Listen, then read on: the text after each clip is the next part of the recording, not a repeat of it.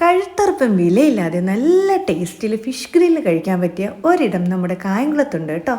Kayamkulam കൊറ്റുകുളങ്ങരയിലുള്ള green forest എന്ന് പറയുന്ന ഈ ഒരു കുഞ്ഞ് അടിപൊളി ഹോട്ടലാണ് ഇന്നത്തെ നമ്മുടെ താരം. പച്ചപ്പിനോടുള്ള അഗാധമായ സ്നേഹം കൊണ്ട് നമ്മുടെ നടത്തിപ്പുകാരന് ഒരുപാട് അവാർഡുകളൊക്കെ കിട്ടിയിട്ടുണ്ട് കേട്ടോ. അതാണ് നമ്മൾ കയറി ചെല്ലുമ്പോൾ തന്നെ കാണുന്നത്. നല്ല തിരക്ക് കാരണം താഴത്തെ പോർഷൻ ഫില്ലായിരുന്നേ. അപ്പം ഞങ്ങൾ മുകളിലത്തെ പോർഷനിലിരുന്നാണ് കഴിച്ചത്.